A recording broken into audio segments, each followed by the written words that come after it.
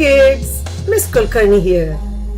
In this lab, we will talk about lab safety procedures. It's very important that we all are safe while performing those fun chemistry experiments. So, what do we need to do? Just simply follow the safety instructions. So let's begin. The first one here is you need to make sure in chemistry lab always wear safety goggles at all the times. That will help you protect your eyesight from chemicals and broken glass. Next thing, what kind of shoes you need to wear in chemistry lab? They should be always closed-toe shoes. Again, same way, we don't want to get chemicals, glass, heavy objects to be dropped on your feet. So, next comes wear an apron on all the lab days. Apron is going to protect you from chemicals directly getting on your body. Eating and of course drinking is not allowed in the labs. It's very easy to get confused between food and chemical. That's one thing. And also your food may get contaminated with chemicals. What do we need to do before we leave the lab? We need to make sure you wash your hands before we leave with soap. That is to make sure the chemicals are off of your hands, and if you eat food after that, the food will not have any chemicals mixed up in that. This is important especially for those who have long hair. You want to make sure we pull back long hair into ponytail. Especially if you are working with the Bunsen burner near flame. You want to make sure you hold on to that long hair. This is funny. Even if you see a food atom or something similar to a food atom, never ever taste that food atom because that is used as a chemical.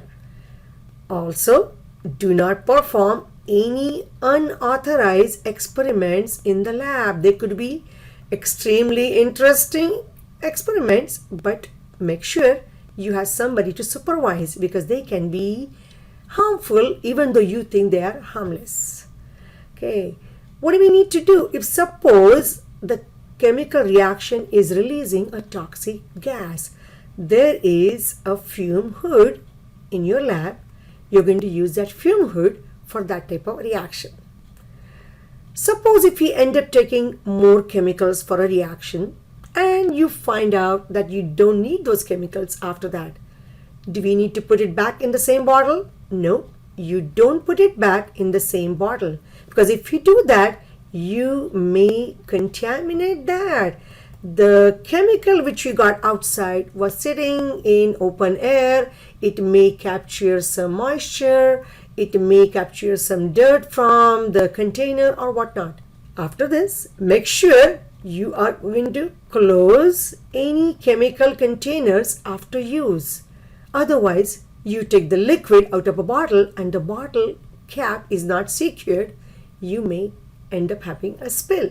This is a common thing which may happen when you are taking the mass measurements with balance. There could be some chemicals that spill over that balance. Make sure you need to clean up that balance. Otherwise, there are two things which can happen. The next person who is going to take the mass will have the wrong reading, and also the balances may get corroded with the chemicals.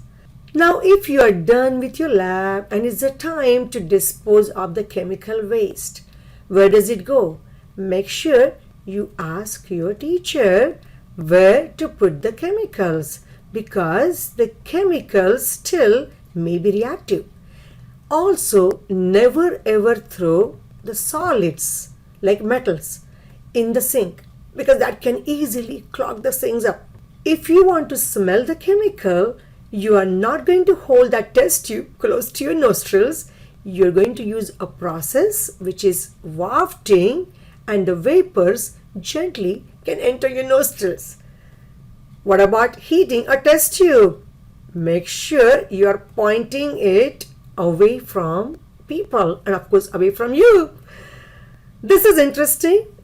If you had to dilute acids, you're always going to pour acid into water, not the opposite. If you do opposite, it may end up having some explosion because that can create a lot of heat. It may end up breaking the test tube and may cause explosion. We don't want those explosions in the lab. The way I remember is A and W root beer. A stands for acid, W stands for water. So there you go, acid in water. This is again very important. You need to make sure you are aware of all safety equipment in your chemistry lab. Main thing, exit. If there's a problem, which door to find? Fume hood, where it is. Fire blanket and fire extinguisher in case of fire. Emergency shut off. Also safety shower, eye wash station, first aid kit, and glass disposal box. And finally, I'm going to tell you guys, you all have it, so why not use your common sense? If you use that, you will be safe most of the time. And make sure you have to follow all the safety guidelines in our chemistry lab. So let's get ready for our next lab. I will see you in next video. Until then, bye-bye.